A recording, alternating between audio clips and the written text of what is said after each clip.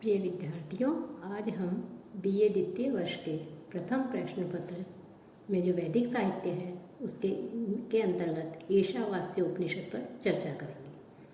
कि संपूर्ण वैदिक साहित्य जो है या वैदिक वाङ्मय दो भागों में विभक्त है, मंत्र भाग एवं ब्राह्मण भाग। मंत्र ब्राह्मणयोर वेद नाम ध्येयम, इन्हीं दोनों भागों को क्रमशः कर्मकांड एवं ज्ञानकांड शब्द से भी अभिहित किया जाता है। वेदों के ज्ञानकांड अथवा ब्राह्मण भाग को ही वेदांत के नाम से भी जाना जाता है। उपनिषद भाग जो है वो वेदों का अंतिम भाग है, अतः इसे भी वेदांत के नाम से जाना जाता है। वेदानाम अंतः अंतिमो भागो वेदांत है। वेदांत का जो अंत शब्द है वो निर्णयार्थक है, अतः एक वेदार्थ के निर्णयोपयोगी होने के कारण भी जो उपनिषद हैं उन उपनिषदों को वेदांत कहा जाता है। कि उपनिषद शब्द जो है वो उप और नि उपसर्ग पूर्वक सद धातु से कि प्रत्यय करने पर बनता है।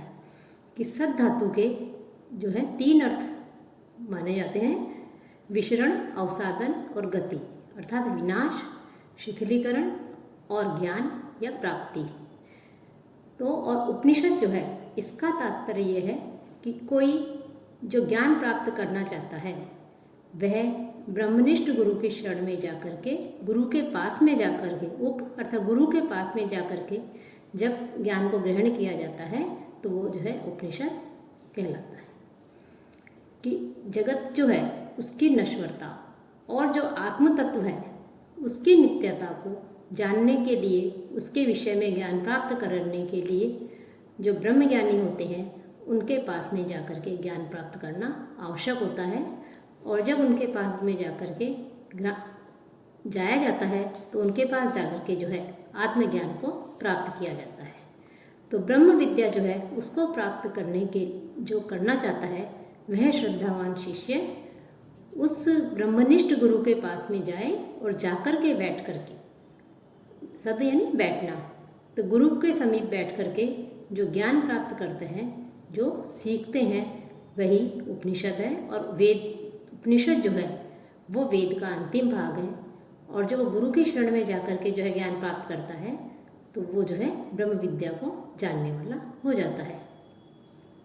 कि जो चार जो वेद माने गए हैं उनकी जो शाखाएं हैं तो उनकी प्रत्येक शाखा से संबंध रखने वाले के लिए जो उपनिषद है वो भी इन्हें बताए गए हैं। कि वेदों की शाखाओं के विषय में वैसे तो निश्चित रूप से कुछ भी नहीं कहा जा सकता, लेकिन फिर भी जो यजुर्वेद है उसकी 100 शाखाएं मानी जाती हैं, ऋग्वेद के 21, सामवेद के 1000, और जो अथर्ववेद है उस अथर्ववेद की 9 शाखाएं मानी जाती हैं। इनमें से बहुत सी शाखाएं जो है प्राप्त नहीं होती है। और साथ ही साथ जो 4 वेद हैं इनके उपनिषद भी बताए हैं। ऋग्वेद के उपनिषद है ऐतरेय और कौशितकी, यजुर्वेद के उपनिषद तैत्तिरीय और मैत्रायणी और बृहदारण्यक है। अर्थात यजुर्वेद के जो 2 शाखाएं हैं, कृष्ण यजुर्वेद और शुक्ल यजुर्वेद, तो जो कृष्ण यजुर्वेद है उस कृष्ण यजुर्वेद के तैत्तिरीय और मैत्रायणी उपनिषद, और जो शुक्ल यजुर्वेद है उसका बृहदारण्य उपनिषद है। और सामवेद जो है उस सामवेद के उपनिषद है छांदोग्य उपनिषद तथा केन उपनिषद। इन उपनिषदों को जो पाश्चात्य विद्वान हैं उन्होंने जो है प्राचीनतम माना है। इनसे परवर्ती भी उपनिषद जो है हमें प्राप्त होते हैं। तो उपनिषद जो है इसका तात्पर्य वह गुरु के पास में जाकर के श्रद्धावान शिष्य जो है वो गुरु के सम्मुख जाए, ब्रह्मनिष्ठ जो गुरु है और उनके पास जाकर के जो है ज्ञान प्राप्त करे।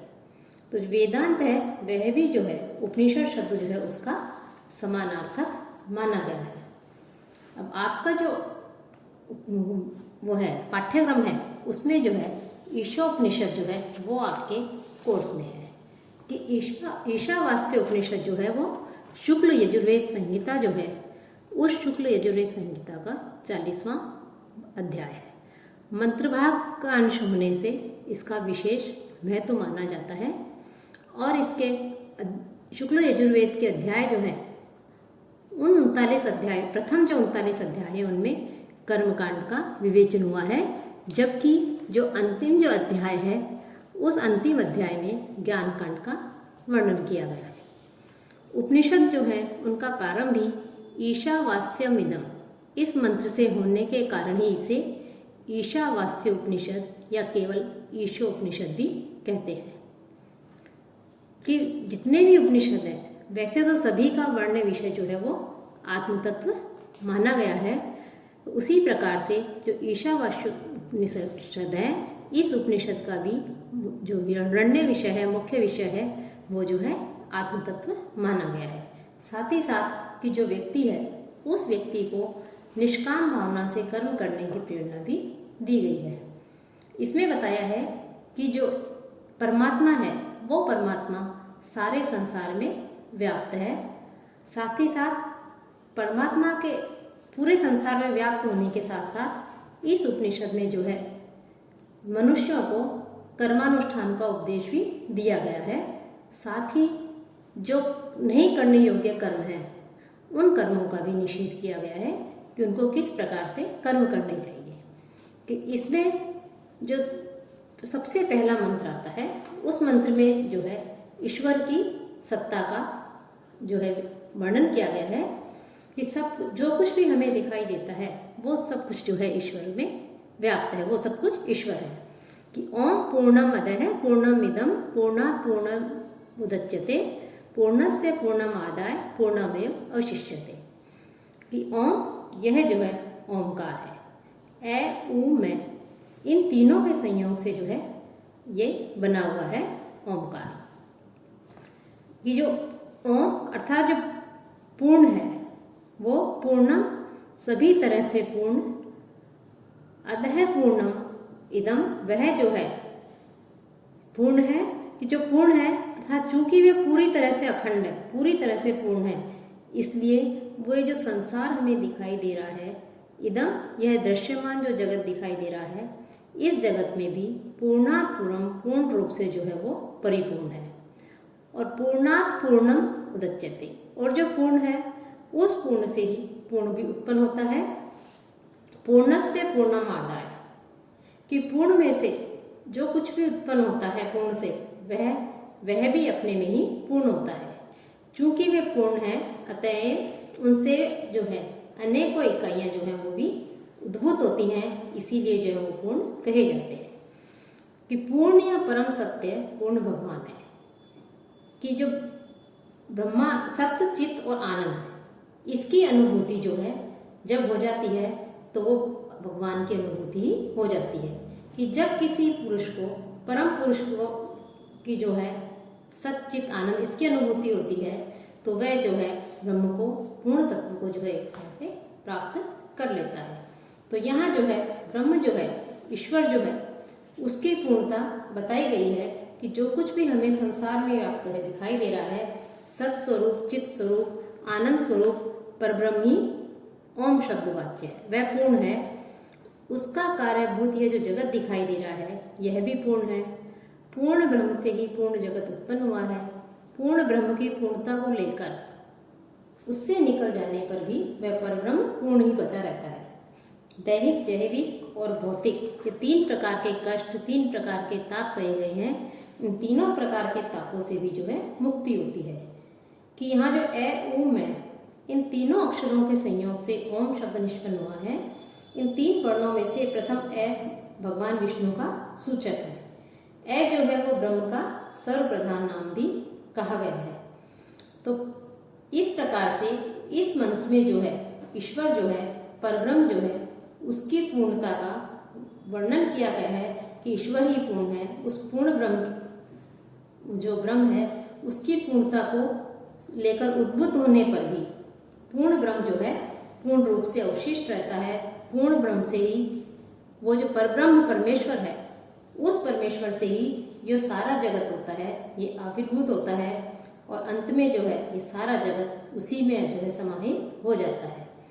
और जो परब्रह्म है वह दैहिक, दैविक और भौतिक ये तीन प्रकार के संताप कहे गए हैं। इनको जो है क्या करता है, इन तीनों प्रकार के संतापों को शांत करता है।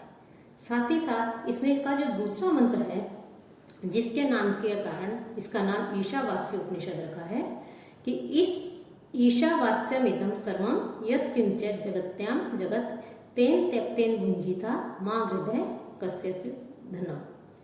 कि इसमें जो है, इस मंत्र में ईशावास्य इदम, तो ईशा आने के कारण ईशावास्य इदम आया है इसके प्रारंभ में, इस कारण से इसे ईशोपनिषद या ईशावास्योपनिषद भी कहा गया है।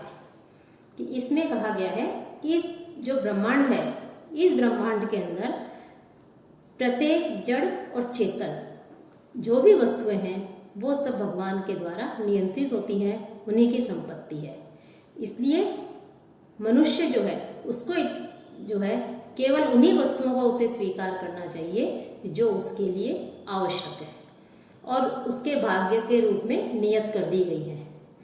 मनुष्य को जो है अन्य जो वस्तुएं हैं उन वस्तुओं की जो है स्वीकार नहीं करना चाहिए।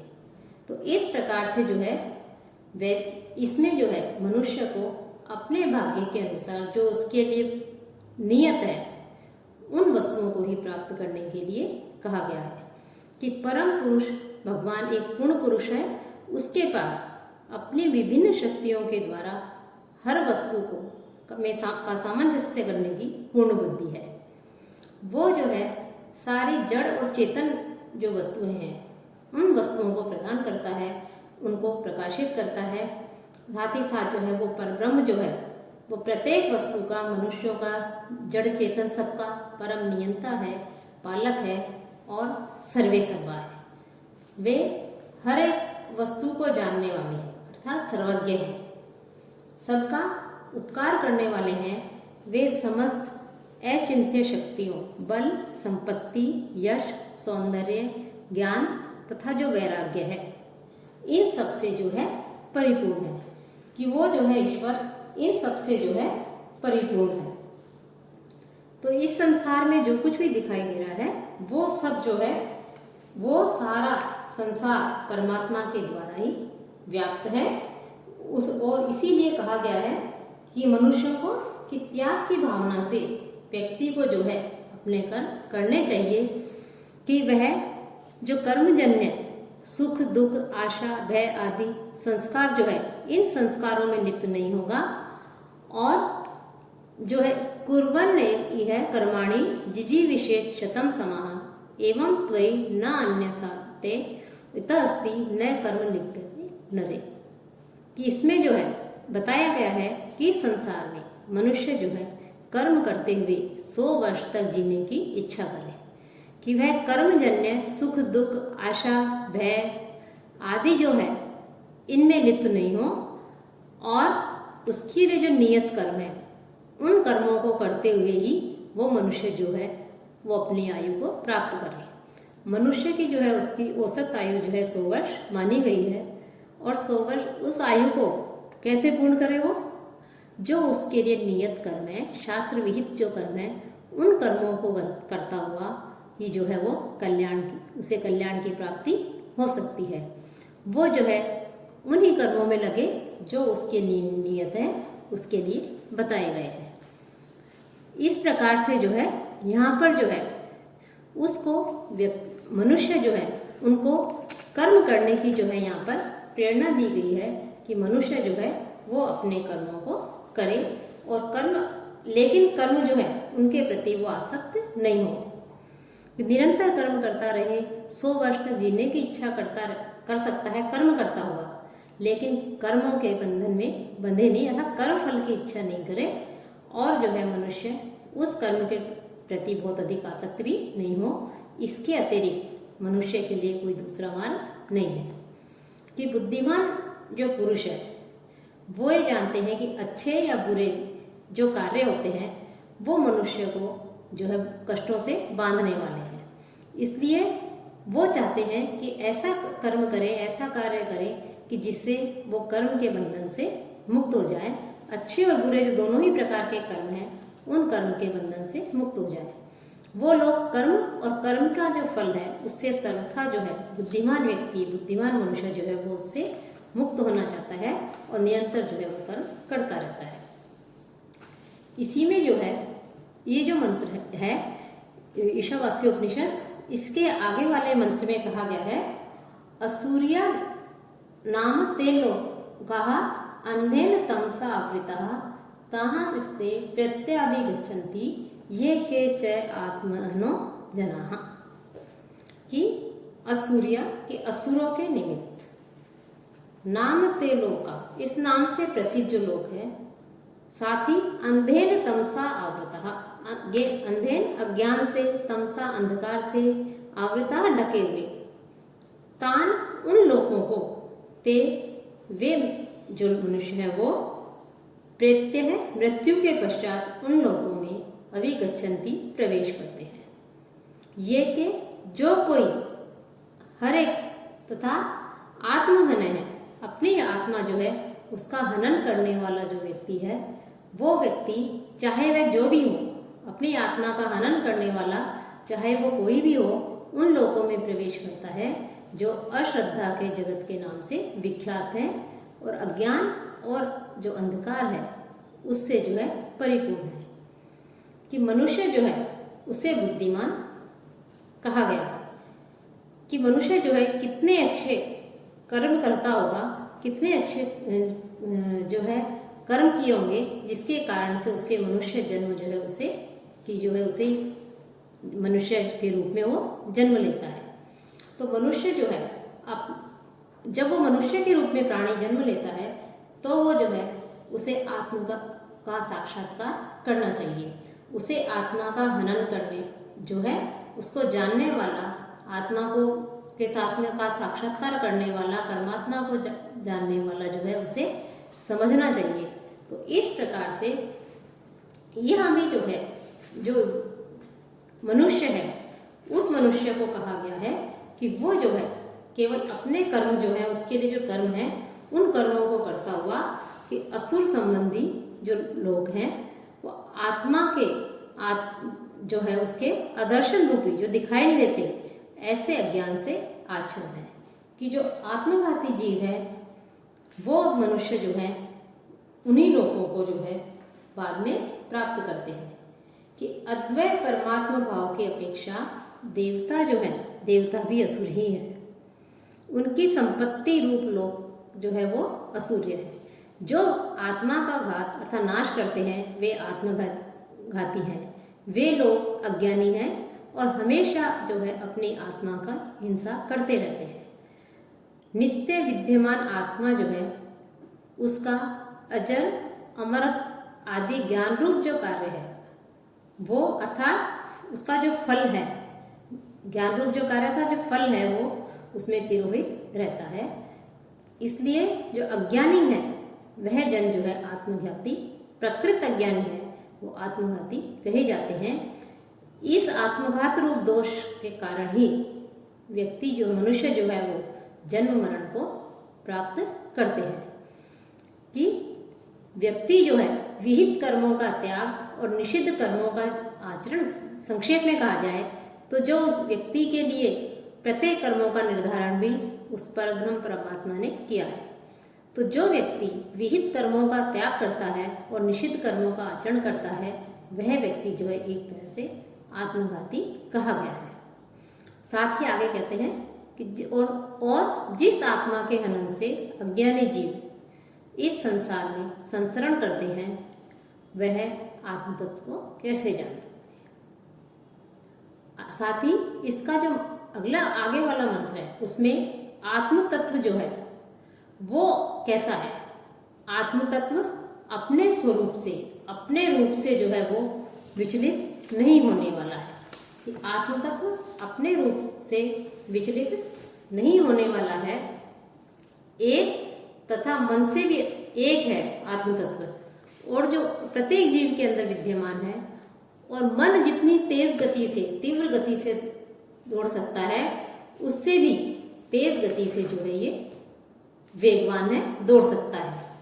कि अपने धाम में अचल रहते हुए भी जो परमात्मा है, पर ब्रह्म है, वो मन से भी अधिक वेगशाली है। कि मन से भी अधिक तेज है और वो जो है मन से भी ज्यादा तेज दौड़ सकते हैं, तीव्रगामी है। उस परब्रह्म परमात्मा को, आत्म तत्व को इंद्रियां प्राप्त नहीं कर सकती। स्थिर होने पर भी वो सारी जो गतिशील वस्तुएं हैं उन गतिशीलों का अतिक्रमण करते हैं। उनके रहते हुए ही जो वायु है वो समस्त प्राणियों के जो प्रवृत्ति रूप जो कर्म है उन कर्मों का विभाग करता है कि एक स्थान पर रहकर भी जो परमात्मा है वो वायु तथा वर्षा की पूर्ति करने वालों को भी अपने वश में रखते हैं तथा अन्य जो देवता हैं, शक्तिशाली देवता हैं, वो भी उस परमात्मा पर ब्रह्म के वश में रहते हैं। वे पर ब्रह्म जो हैं वो सबसे श्रेष्ठ हैं और सबसे आगे रहने वाले हैं। तो यहाँ जो परब्रह्म परमात्मा है उनकी महिमा के विषय में बता रहे हैं कि परब्रह्म परमात्मा जो है, पूर्ण जो है, वो जो है एक प्रकार से सबसे श्रेष्ठ है, सबसे जो है तेज, मन से भी तेज गति से जो है वो दौड़ने वाला है और सारे प्राणियों को, सारे जीवों को जो है अपने अधीन रखने वाला है।